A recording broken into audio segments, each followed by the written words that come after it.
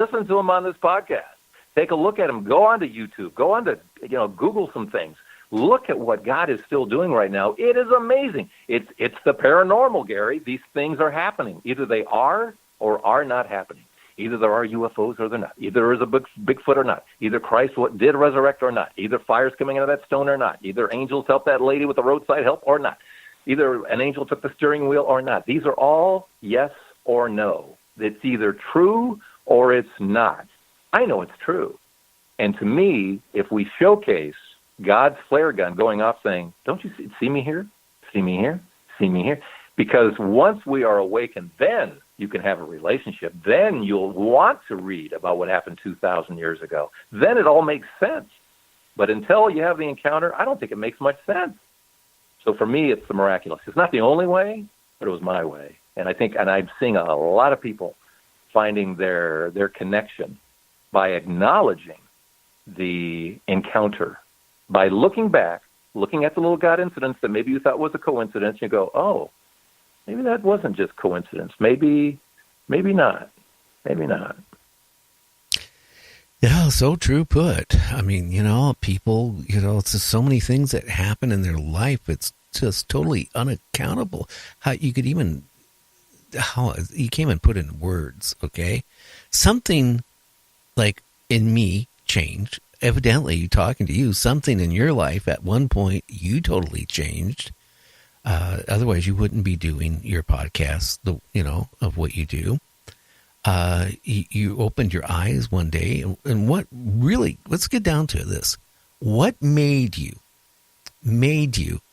want to start doing these podcasts? I mean, did it come to you in the middle of the night, or was it something you were thinking about over a period of time, or just, It's probably the same reason why you're doing your show, which is you can't not. You can't not. That's what happened to me. It was like when the radio thing ended, I kept looking up going, got anything? Got anything? Nothing. I got nothing. And then about 6 months later, suddenly it was like, podcast. Talk to Dr. Namey, do the miracle stories. And then, and this is something else, look for your signs. Ask for your signs. He'll provide them. In my case, I'm sitting in church, and I'm thinking, what do I call this thing? And I'm blind, so it's like, well, why don't we call it blind faith? Kind of funny, a double meaning. Okay, so we called it Blind Faith Live. Okay, so on the very first day of recording, God confirmed it. How did he do that? Go to Mass, and the first song that is played at the beginning of Mass is "We Walk by Faith and Not by Sight." I'm going, thank you. Okay, that's pretty good confirmation. Is that just a coincidence? I don't think so. I don't believe a coincidence. So the next thing that happened is my wife, who does the website part of it, and I do the audio part, the podcast. Excuse me. She decided that the kind of the logo for Blind Faith Live, that podcast, should be kind of clouds, kind of heavenly clouds. So she'd go out every time she saw interesting-looking clouds, she would take pictures of clouds. One particular cloud, there was this one splotch, if you will, of just pure white in this cloud that had some, gray to it and everything. The splotch of white, perfectly shaped as a white dove, the Holy Spirit, a symbol of the Holy Spirit, which was her confirmation that she got it right. So when you get those kinds of confirmations that say, yep, I'm supposed to do this. For the Touched by Heaven podcast, similar. I kept going back and forth. Do I do this? Because I kind of had this feeling this is what I wanted to do. But my biggest thing was, and maybe you went through this in your life too, is that I thought, are there enough people that will come forward with their stories about encounters? Well, are there enough? And I kind of questioned it. Are there enough? And that's when I heard a fellow podcaster, a friend of mine named Dave Jackson, who ended up being episode 1. When I heard him tell his story of how a bullet was basically knocked out of the air before it hit him in the head, I went, oh my gosh, that's episode 1. I'm supposed to do this. So I said, okay, God, I'm going to commit to this. I'm going to commit to this. Later that day, once again, God confirming, after I say I'm going to commit to this, I have Alexa, okay? And I don't normally do this, but I looked over to Alexa, and I said, Alexa, what's today's Bible verse? And Alexa says, today's Bible verse is Proverbs something, something, something, something. Commit to the Lord in whatever you do, and he will establish your plans. I think that's pretty good. Commit to the Lord in whatever you're doing, and He'll make it happen for you. He'll work with you. And so I went, okay, I guess I am doing this thing. So you look for your signs. Every step along the way, something happens and just keeps pushing it forward. It just keeps pushing it forward. So I can't not. Gary, can you not do what you're doing? Or don't you feel that push? I feel I have to do it because, again, like I said, what you do is a little bit different than the paranormal than what I do, and the guy down the street doing paranormal is different than what I do. But I feel I have to get the message out there that the paranormal does exist. There's so many things that's unaccountable for, and it needs to be talked about. And there's people to interview about it. And I don't know. I don't think I could quit. Yeah, it's so strong, and that's the spirit in you, and I believe that spirit is connected to God. Well, just that's where like the other night, I was talking about somebody who was abducted, and Roger Lear removed a implant. He was number 9. Well, at the very beginning of the show, and I think this was very important to come out. As I was talking to him, first 10 minutes, he kind of mentioned he was in a car wreck and that his great uncle let him use his car. And that he kind of mentioned that his uncle was a survivor of the Titanic.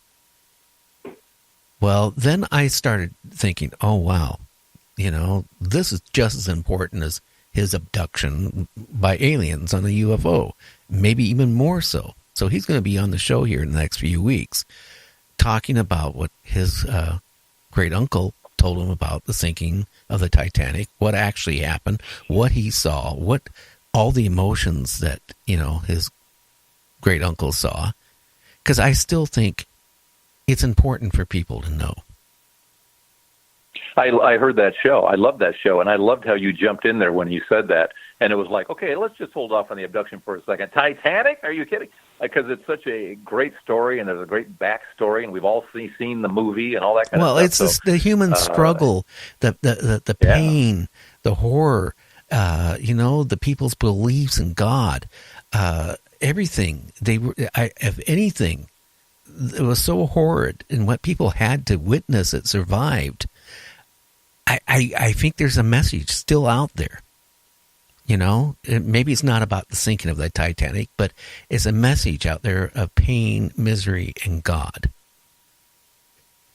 Yeah, and you know what? And those same horrors happen every day individually, and we don't hear those stories. But because it was so public, because this was an unsinkable ship, because it was such a newsworthy event at the time, and because, what was it? How many people died? How many hundreds? It was more than hundreds. It was more than hundreds. 1,200, 1,200, whatever it was. 1,200 and some people. But how about where the captain ordered them to lock the gates for everybody under second class? Down in steerage, yeah. What a sin. What an absolute sin. Yeah. Well, thank God he went down with the ship, because if there is a hell, he's in it. And along with everybody, it followed his command.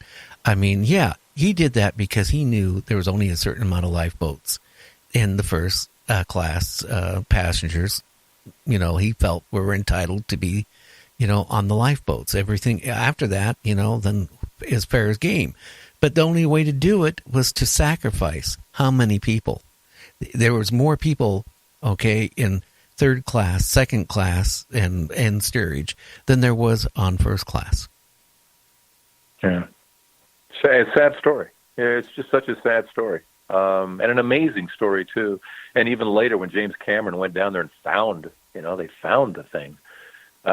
It's like that ship just lives on, doesn't it? It just lives on. And because everyone saw the 90s movie with Leo DiCaprio and all that stuff. But the people are forgetting what I'm trying to make a point is the pain, the misery, people turning on people for survival. It's watching somebody die in front of you or killing them because they couldn't have that many people in the lifeboat, so they would kill somebody just, for their own survival. I think there's a message, and I think that message really is just as good today as it was in 1912? Yeah, I don't think humanity's changed that much. When it comes down to, it still comes down to me, doesn't it? That's why I love. There's somewhere, I don't know who said it first, but there was a time when I just kept hearing the phrase over and over, which was basically, "I'm third," meaning God's first, everyone else is second, and I'm third. What scares me? If you live by that. What scares me, Trapper, really, what really scares me, okay? You see a major car accident, and there's bodies laying next to the car, okay? And people that drive by, or people on the road, have to come and look at it. They have to stare at it. Slow down, stare, rubbernecking. Or if they're physically there. When I was a little kid, I remember me and my friend and his brother, we crossed a busy intersection. Well, his brother got ran over. And I remember there was a huge crowd of people and everybody going, "Oh, that's so bad." And I remember that, and it instilled in my brain that people are still savages. Blood draws people. They want to gawk at it. They want to see it. Yeah. Once upon a time, I was a what do you want to call it? Spectator during those things. Hear a siren, spectator. Where are they going? What's that? And now along the way, you learn, and I'll tell me if you don't do this now. Do you do a prayer? What do you do when you hear a siren? When you hear a siren from a distance and you know someone either is in that ambulance or there's a fire truck on the way to someone, if you just remember that somebody right now is in pain, and you just send a prayer, God bless them, God bless them, God help them. Oh, I do. When I see it changes your, yeah. When I see somebody in an accident, that's the first thing I do. But I don't sit there and want to gawk at it and, see how many dead people they are. Right. And that's the bad part. That's what I'm saying. People still haven't changed and evolved to the next cycle yet. I mean, we're still savages. People are. Yeah, some can be.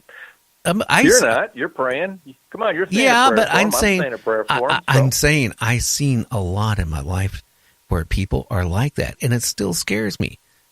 And when we get into religion in a roundabout way, I used to watch one of my relatives, very devout Catholic. He would go, to church, go to mass, go in the middle of the week to church, go to confession. And then the rest of the week he was sinning all week long.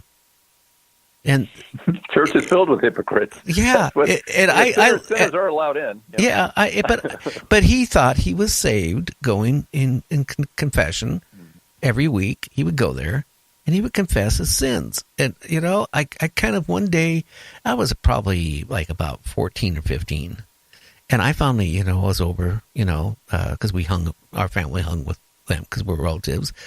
I finally said something that really upset my mom and dad. I said, "You're not a Christian. You're not a Catholic. You're a sinner. That's all you are, is a sinner.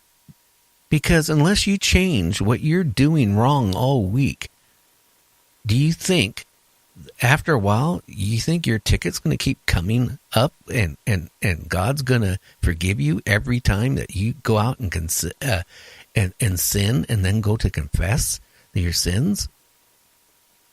I'm sorry. What did he say? He had no answer. He got mad. I remember that. I know I got home and my dad laid a belt on my butt for that.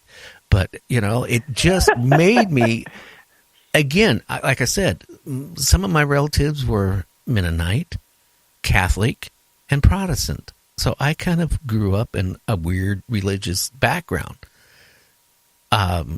To the point, like I said, I believe in God with all my heart. But, I think, God, if you open your heart to God, life is a lot easier. That's all I can say. You may have changed that guy's life. You never know. You may have changed his life. I will say this, the answer to your question, yes, God will continue to forgive. But more than that, is that many times as we ask for forgiveness, if it's true, if it's a true confession,